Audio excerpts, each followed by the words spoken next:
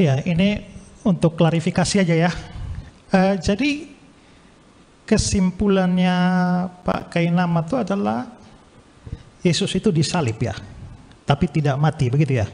Hanya luka-luka saja ya, gitu ya. Baik. Oke.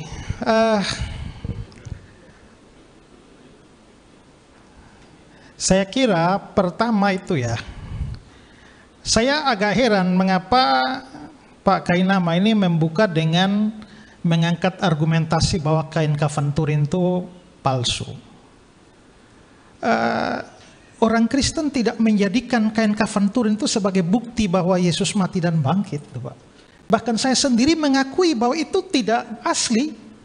Sehingga pada waktu Pak mengungkapkan itu, maka itu salah sasaran itu sebenarnya. Ya, salah sasaran. Karena kita percaya itu juga baru itu kain yang ya mungkin hasil rekayasa atau bagaimana. Kita tidak percaya bahwa apa yang ada di dalam kain kafan Turin itu adalah menunjuk kepada tubuh atau jasad Yesus yang sesungguhnya. Makanya sebenarnya saya sudah bertanya kepada panitia ya, tolong jelaskan sebelumnya apa sih yang Pak Kainama maksudkan dengan historical Jesus. Tapi sampai hari ini saya nggak dapat jawaban. Dan saya khawatir bahwa beliau tidak paham apa maksudnya. Dan terbukti bahwa tidak ada masalah sejarah yang diangkat.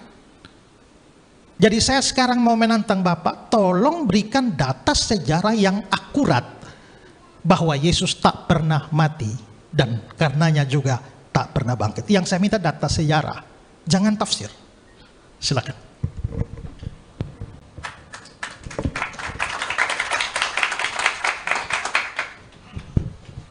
Akta Pilati yang tertulis di dalam The Gospel of Nicodemus ternyata palsu, sehingga nama serta keberadaan individu yang tertua yang tersangkut paut paling dekat dengan Yesus tidak bisa dibenarkan untuk menjadi dasar sejarah. Begini Pak Pendeta, yang saya tampilkan tadi itu kalau bukan sejarah apa? Gitu kan? Kan selain daripada firman Tuhan, saudara-saudara tersayang Kristen Katolik bilang juga Bible itu kitab sejarah. Tapi nggak apa-apa. Diminta satu saja bukti. Ya udah saya kasihnya satu, gitu. Akta Pilati palsu. Demikian Pak Pendeta. Kalau kita menyinggung Alkitab, memang Alkitab itu juga buku sejarah. Tapi yang Pak angkat tadi itu bukan aspek sejarahnya. Pak angkat aspek tafsirnya, hermeneutiksnya. Makanya itu semakin menguatkan saya bahwa Bapak tidak mengerti apa yang Bapak maksudkan dengan historical. Lalu yang tadi Bapak omong terakhir itu apa? Yang Bapak bilang itu palsu itu apa? Yang kalimat terakhir tadi? Bapak bisa jelaskan buat kita? Mengapa itu menjadi bukti bahwa Yesus tidak mati dan tidak bangkit? Bapak tahu Akta Pilati? Nah, saya butuh Bapak penjelasan supaya semua tahu. Akta Pilati adalah kisah yang ditulis surat oleh Pilatus kepada salah satu penguasa Tiberius, dan ternyata itu ada di dalam Gospel Nicodemus yang dianggap sebagai Gospel Gnostik oleh saudara Kristen, dan setelah diselidiki juga ternyata itu adalah medieval ages writings. Jadi itu adalah karya tulis dari abad pertengahan. Demikian. Oke, baik. Kalau Bapak menyinggung Gospel dari Gnostik, apakah Bapak tahu bahwa justru kami orang Kristen juga menolak Injil-Injil Gnostik itu? Sehingga bagaimana Bapak menggunakan Injil Gnostik yang seperti itu, yang palsu, lalu Bapak atau yang baru muncul di abad pertengahan untuk menolak keyakinan kami dari abad pertama? Itu sama seperti kain kafan Turin tadi. Bapak angkat kain kafan Turin, Bapak bantah, padahal kami juga nggak percaya itu. Bapak angkat Gnostik lagi, kami juga nggak percaya itu. Ya. Nah itu yang saya bilang Pak, kalau Bapak ambil Injil dari Gnostik itu yang abad pertengahan atau setelah zamannya ini, sekarang saya nanya, ada tidak dokumen sejarah dari abad paling awal ya yang membuktikan Yesus tidak mati dan tidak bangkit? Dokumen sejarah. Dokumen sejarah tentang Yesus tidak mati. Ya. Saya jawab bahwa saya berani bilang buktinya adalah karena tidak ada dokumen sejarah sejak awal yang menyatakan Yesus mati. Demikian Pak. Saya konfirmasi, artinya menurut Bapak, bukti bahwa Yesus tidak mati adalah tidak ada bukti bahwa Yesus mati, begitu? Nah, Bapak bisa kasih tahu saya apa yang Bapak pahami soal definisi bukti? Bukti itu apa sih? Apa itu bukti sehingga tidak ada bukti menjadi bukti ketidakadaan? Kita hari ini berbicara tentang tema, Pak, bukan tentang kata bukti. Terima kasih. Ya, nah ini pertanyaan klarifikasi supaya kalau kita bicara bukti lalu Bapak berdiri atas ketiadaan bukti, coba Bapak buktikan kepada saya bagaimana ketiadaan bukti menjadi bukti dari ketiadaan. Itu barusan yang Bapak Jelaskan ngomong. itu, buktikan itu. Ya itu yang Bapak ngomong. Syukran. Loh. Bapak mengatakan bahwa tidak ada bukti. Sebentar saya kasih bukti. Iya, saya tunggulah buktinya gitu. Ya, artinya sekarang ya. Gini ya, ini ada dua babak di mana sebentar saya membuktikan. Tapi dengan kata lain, babak pertama di mana Pak Kainama mau membuktikan bahwa Yesus tidak pernah mati, tidak pernah bangkit, ya buktinya hanya tidak ada bukti. Gitu aja Pak ya. Yang barusan saya kasih. Jadi itu bukan bukti. Itu bukan bukti sejarah. Kita bicara sejarah. Bapak bicara bukan sejarah. Jadi Bible bukan sejarah ya. Bible sejarah, tapi problem yang Pak angkat adalah problem hermeneutics. Bapak mengerti antara Bible itu sejarah dan masalah yang diangkat itu masalah sejarah atau masalah hermeneutics. Dengan kata lain adalah bahwa Pak Kainama mengangkat problem tafsir satu buku sejarah dan bukan sejarah itu sendiri. Jadi dengan kata lain, babak beliau selesai. Karena hanya itu saja. Buktinya bahkan bukan bukti. Karena buktinya adalah tidak ada bukti. Kalau tadi Pak Kainama pakai ayat-ayat Alkitab, ini dari Matius, dari Markus, dari Lukas, dari Yohanes untuk membuktikan bahwa Yesus tidak mati. Padahal di bagian-bagian lain dari ayat itu secara eksplisit bilang Yesus mati dan bangkit. Lah jadi bertentangan dong. Itulah sebabnya saya bilang itu problem tafsir. Ya. Nah, sekarang jadi bertentangan bukan Alkitabnya bertentangan. Audiens mohon tenang dulu. Ya, yang saya bilang jadi bertentangan, kalau saudara ketawa, saudara nggak mengerti, logikanya nggak jalan. Karena yang bukan Alkitab bertentangan, penafsirannya Pak Kainama dengan Alkitab jadi bertentangan, membuat Matius bertentangan, membuat Markus, Lukas bertentangan dengan tafsirnya itu. Ya. Tanggapan saya sekali lagi, semua yang ditulis itu contoh 1 Korintus itu ditulis oleh Paulus, kita semua tahu itulah. Ibrani sampai detik ini bahkan gereja belum bisa pastikan siapa yang tulis itu barang. Lalu tadi tentang kisah para rasul, lalu bilang Lukas pasal 1 ayat 2. Lukas bukan saksi mata. Lukas itu orang Yunani bule. Dia nggak pernah ketemu Yesus, dia nggak pernah jadi murid Yesus. Bahkan Eusebius dalam bukunya Ecclesia Historica, Historica de Ecclesia, ya ada Pak Budi, saya nggak berani salah ngomong. Ada ahli di buku-buku Eusebius. Itu ditulis bahwa beliau masuk di 70 aja tidak. Ya, Korintus, Ibrani, Lukas apalagi. Wow, Lukas bukan murid Yesus. Dia nggak pernah ketemu Yesus. Wallahi dia bule. Wallahi. Saya mengatakan dan membaca Injil Lukas pasal 1 untuk menunjukkan bahwa di dalam menulis Injilnya, Lukas itu mengambil data dari para saksi mata. Saya tidak mengatakan bahwa Lukas itu rasul atau dia saksi mata. Bapak bisa bedakan itu atau tidak.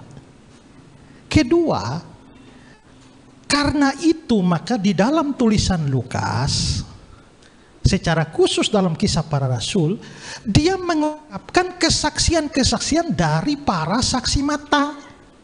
Siapa? Contohnya Petrus itu. Ya, Petrus, Yohanes yang lain mereka mengatakan mereka saksi mata. Jadi beda antara mengatakan bahwa Lukas adalah saksi mata dengan Lukas menulis kesaksian para saksi mata, ya. Lalu, fakta sejarahnya dan kalau secara teologis, kenapa sih kok kami orang Kristen percaya Yesus mati dan bangkit? Karena kami percaya dia juru selamat. Nah, dia juru selamat artinya dia menyelamatkan kami, dia menyelamatkan manusia. Kenapa dia menyelamatkan manusia? Karena semua manusia orang berdosa. Saya orang berdosa, saudara semua orang berdosa. Kalau kita berhadapan dengan Allah yang sama, yang maha adil, yang maha kudus. Dia tak mungkin akan melepaskan orang berdosa tanpa menghukumnya. Itulah sebabnya kita pun sama-sama percaya soal neraka. Soal konsep nerakanya bagaimana itu urusan lain. Tapi kita sama-sama percaya dia akan melemparkan orang berdosa ke dalam neraka. Nah, karena apa? Upah dosa maut. Nah, karena orang berdosa harus mengalami maut, itulah kami percaya juru selamat. Dan kalau juru selamatnya mau selamatkan kami, juru selamatnya harus mengalami maut itu.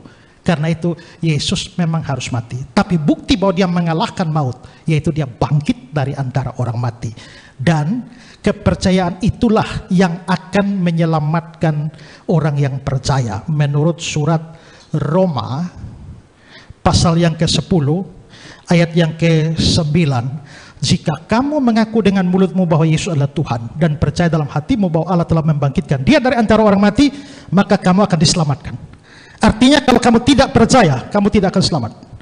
Saudara dan saya orang berdosa akan binasa semua, kecuali saudara punya juru selamat yang mati tanggung dosa saudara dan saya. Kecuali itu, maka tanggung sendiri-sendiri binasa selama-lamanya di dalam neraka. Dan saya sudah menunjukkan bukti bahwa Yesus benar-benar mati dan bangkit, dan bukti yang saya berikan tidak bisa dibantah. Ya. Kainama ini tafsir-tafsir apa yang tadi dia sampaikan itu semua penafsiran. Come on, wake up.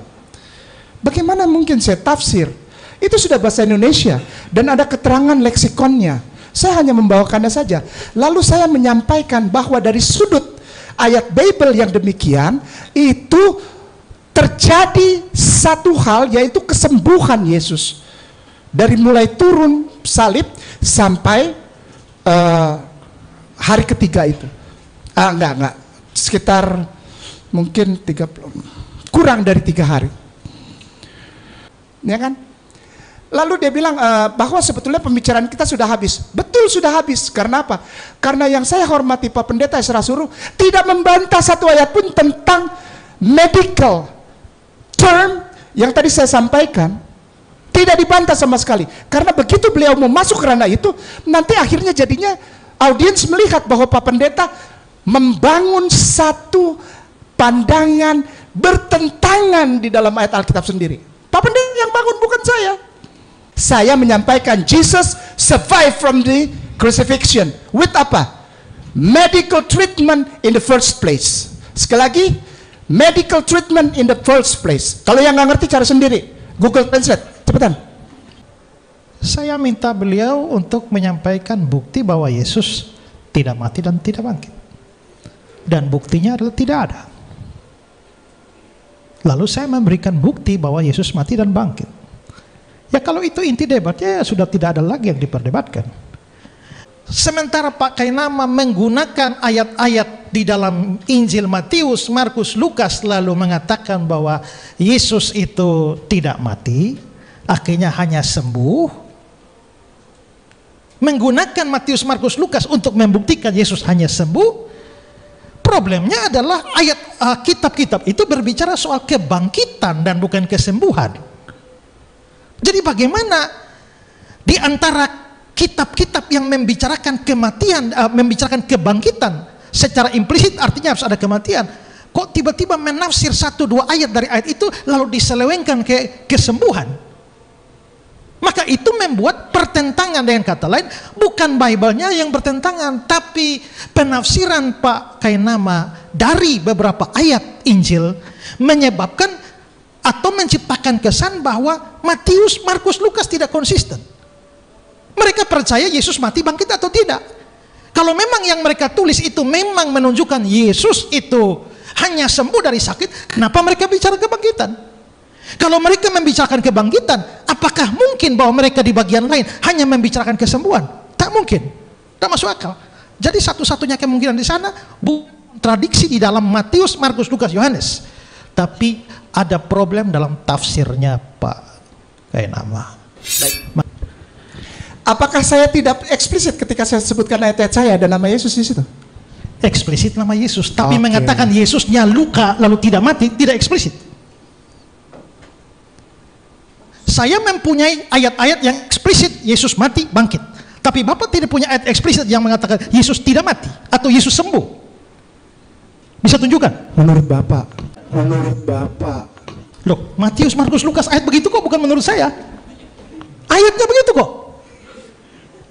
Kalau seumpamanya Bapak bilang bahwa menurut ayat itu, berarti akhirnya toh Bapak dengan segala berat hati harus mengakui bahwa ada terjadi seperti pertentangan di dalam ayat Bible sendiri. Contoh saja. Jangan langsung naik tensinya, santai aja Pak. Nah, saya santai Pak. Gini ya, Aja. santai aja. Gini, contoh jam 9 sama jam 12 itu kan juga orang bertanya-tanya jam 9 sama jam 12. Lalu Bapak bilang itu eksplisit dan ini eksplisit juga. Itu jadi Bapak yang menimbulkan pertentangan Pak, bukan saya. Gitu, demikian kawan. Oke.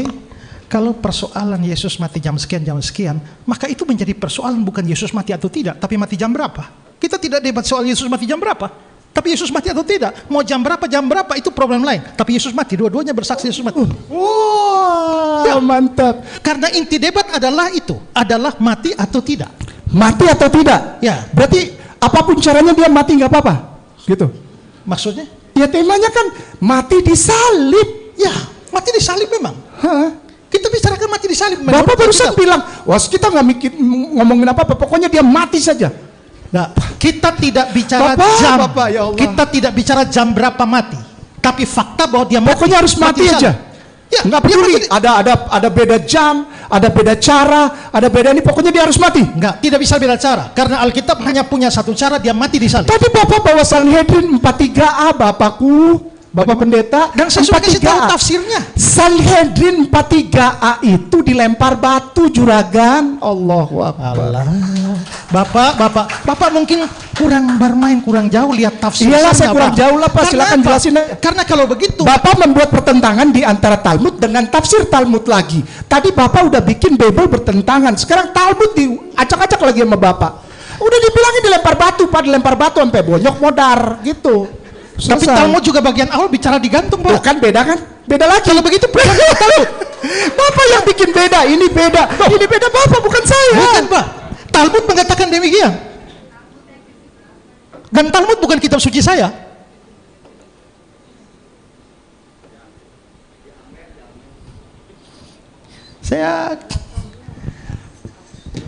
Oke, demikian. Saya kira juga nggak bisa ada lagi yang diperdebatkan lagi. Tidak ya? Yang akan menjadi debat kusir, sebenarnya itulah. Debat sebenarnya tadi sudah berakhir. Dia itu, Paul Hopper adalah profesor di Carnegie Mellon ya, University. Cari Hopper's conclusion is even more direct. Ini nih, blog. Ya. Nanti saya muter di sini, saya nggak mau gitu. Bukan apa-apa. Muter nanti deh, percaya deh. Muter nanti jawabannya, percaya deh. Muter, capek, kayak beca. Tata bahasa naratif testimonium Flavinum membedakan dengan jelas dan kisah-kisah kurator Pontius Pilatus. Penjelasan yang paling mungkin adalah bahwa seluruh bagian itu disisipkan. Mungkin oleh orang-orang Kristen yang malu dengan panjang. Nanti saya kayak Kodondi pakai waktu panjang, baca sendiri ya. Sukron, afwan wa asif. Apa yang ditunjukkan itu tidak punya nilai apa-apa. Ya memang. Kenapa? Karena saudara ingat yang saya omong sebelumnya tentang tulisan Yosefus itu. Saya sudah bilang bahwa ada 3 pandangan. Pandangan pertama mengatakan semuanya ditulis oleh Yosefus. Kita bisa mencari ahli-ahli yang mengatakan begitu. Pandangan kedua ada yang mengatakan bahwa semuanya bukan tulisan Yosefus. Afwan, minta maaf Pak Pendeta. Bapak Pendeta bilang ada 3 pandangan. Ya kan? Kalau saya pakai salah satunya boleh enggak? Ya makanya saya Oke. Masya Allah. Jadi ya? nanti kita lihat. Jadi pandangan pertama semuanya ditulis Yosefus. Pandangan kedua semuanya tidak ditulis Yosefus. Pandangan yang ketiga beberapa bagian di dalamnya terindikasi itu bukan dari Yosefus. Nah sekarang Mana yang paling mungkin? Ini memang terjadi perdebatan di kalangan para sarjana, tapi pandangan nomor 1 dan nomor 2 itu adalah pandangan minor. Jadi kalau yang diangkat tadi menunjukkan ada satu orang yang mengatakan demikian, ya wajar saja karena memang minor. Tapi mayoritas pandangan dan justru tulisan-tulisan terbaru dari para pakar itu memilih pandangan ketiga yang dipersoalkan. Sekarang saya mau kasih tunjuk tulisan Yosepus ini ya, supaya saudara mengerti apa yang jadi persoalan itu. Ya, saudara ini lihat kata-kata Flavius Yosepus ya. Demikianlah, kira-kira pada waktu inilah Yesus seorang manusia bijaksana, kalau boleh menyebutnya seorang manusia, karena dia adalah seorang pelaku pekerjaan yang luar biasa, seorang guru yang mengajarkan kebenaran sedemikian rupa sehingga orang menerimanya dengan sukacita. Dia menarik banyak orang Yahudi kepadanya dan juga banyak orang Yunani. Orang ini adalah Kristus. Dan ketika Pilatus telah menyuruh menyalibkan dia, oleh karena dakwaan para pemimpin di antara kita, mereka yang sejak semula telah mengasihinya tidak meninggalkan dia. Karena dia menampakkan diri dalam keadaan hidup kepada mereka pada hari yang ketiga. Nabi-nabi Allah telah berbicara tentang hal ini dan ribuan hal lainnya yang menakjubkan tentang dia. Dan bahkan sampai sekarang pun kaum Kristen, demikian mereka dinamakan berdasarkan namanya, belum juga punah. Nah, mengapa para sarjana itu memilih pandangan ketiga? Karena dari hasil penelitian sejarah, saudara lihat yang saya kasih warna merah, itu yang diragukan keasliannya. Karena apa? Ini Yosepus ini bukan orang Kristen. Ketika dikatakan kalau boleh menyebutnya seorang manusia, menurut para kritikus, kalau Yakobus itu seorang Yahudi, tak mungkin dia mempunyai pandangan semacam ini. Juga kata-kata berikutnya, orang ini adalah Kristus.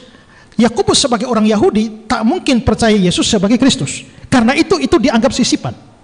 Lalu bagian yang ketiga, karena dia menampakkan diri dalam keadaan hidup kepada mereka pada hari ketiga dan seterusnya, kalimat yang warna merah di bawah itu juga dianggap sisipan. Jadi memang ada dugaan kuat bahwa memang itu disisipkan oleh orang Kristen perdana. Tapi semua yang hitam itu asli dari Yosepus dan termasuk yang kasih warna biru.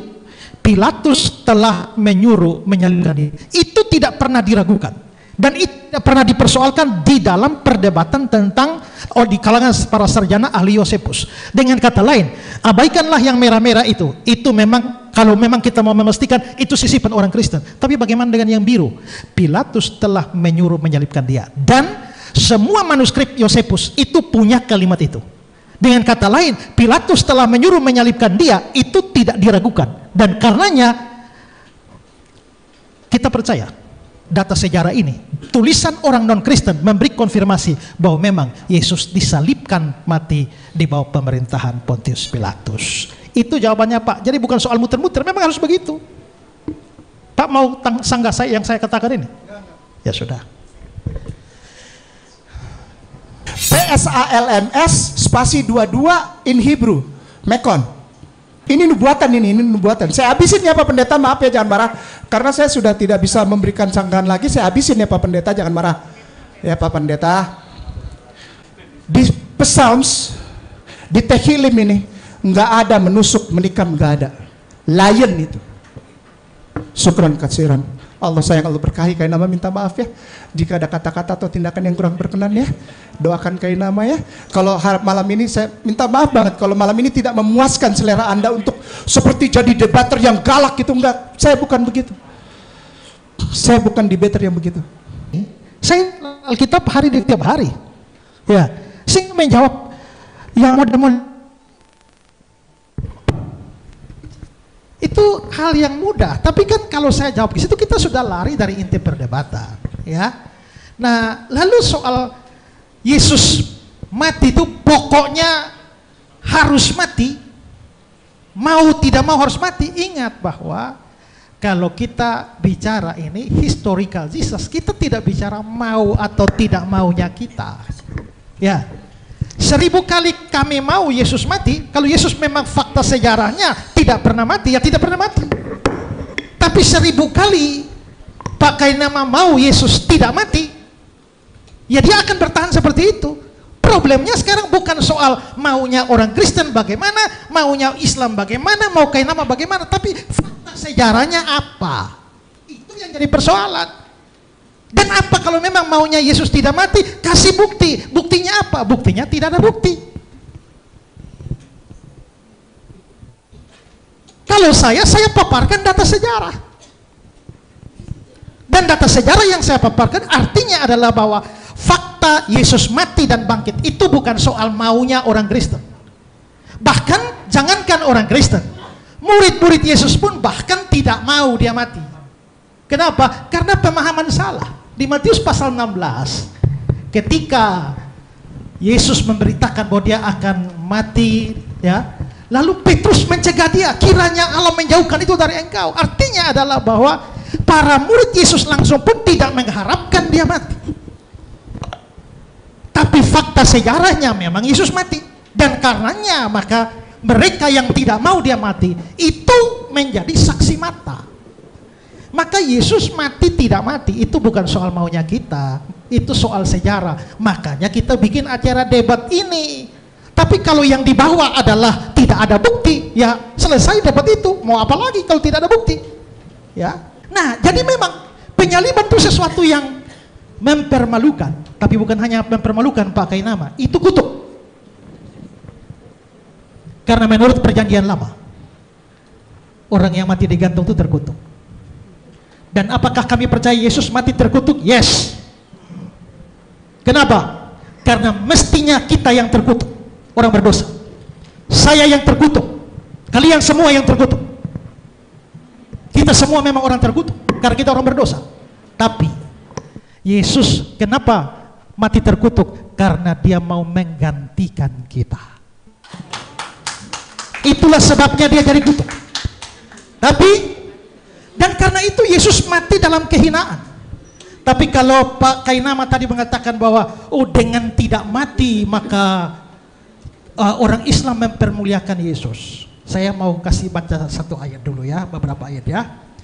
Filipi pasal 2, hendaklah kamu dalam hidupmu bersama menaruh pikiran dan perasaan yang terdapat juga dalam Kristus Yesus, yang walaupun dalam rupa Allah tidak menganggap kesetaraan dengan Allah sebagai milik yang harus dipertahankan, melainkan telah mengosongkan dirinya, mengambil rupa seorang hamba.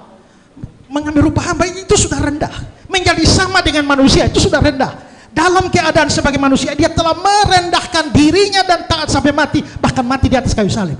Jadi bukan orang Kristen yang merendahkan Yesus, Yesus merendahkan diri sendiri. Tapi apakah dengan demikian kita tidak mempermuliakan Yesus? Tidak. Karena ayat 9 mengatakan, itulah sebabnya Allah sangat meninggikan dia dan mengaruniakan kepadanya nama di atas segala nama, supaya dalam nama Yesus bertekuk lutut segala yang ada di langit, yang ada di bumi, yang ada di bawah bumi, dan segala lidah mengaku Yesus Kristus adalah Tuhan bagi kemuliaan Allah. Jadi memang dia pernah direndahkan, tapi karena itulah dia ditinggikan. Kalau dia tidak pernah direndahkan, dia tidak perlu ditinggikan. Dan nama diberikan kepadanya, nama di atas segala nama, setiap lutut akan bertelut dan mengaku. Dan saya percaya itu, semua, termasuk semua saudara, akan bertelut dan mengaku Yesus Tuhan. Tapi belum selesai, tapi mungkin belum sekarang. Akan tiba saatnya ketika pada akhir zaman saudara akan dipaksa mengaku atau tidak. Tenang. Jadi kalau saudara pasti saudara akan mengaku, terpaksa mengaku. Tapi kalau tidak mau, ya mengakulah sekarang. Tidak mau, urusan saudara. Dan ingat, kalau Pak Kainama sampai mempunyai pandangan seperti itu Pak, menurut saya pantas Bapak jadi mualaf. Karena itu hal paling mendasar. Itu hal paling mendasar dalam Kristen. Dan Bapak tidak mengerti itu, maka wajar Pak jadi mualaf. Ya. Nah, karena itu saudara, diam. Saya tidak bicara dengan saudara. Moderator yang berhak menegur saya. Dan karena itulah, maka menurut saya, ya, kita memang perdebatan kita akan berakhir. Tapi ingat ya, bahwa tadi saya sudah bilang, Yesus mati itu penting untuk keselamatan. Saya menghargai saudara-saudara semua, termasuk Pak Kainama. Tapi Pak Kainama, ini Bapak mau tidak terima juga tidak apa-apa. Tapi kerinduan hati saya sebelum Bapak mati, kembalilah kepada Yesus sebagai juru selamat dan Tuhan. Tidak mau terima juga tidak apa-apa. Ya. Gak apa-apa, ini kan tawaran. Injil tidak pernah dipaksakan, hanya ditawarkan. Termasuk dengan ibu yang tadi pegang tangan dengan saya yang mengaku diri mualaf. Kembalilah ibu sebelum innalillahi wa innalillahi raji'un.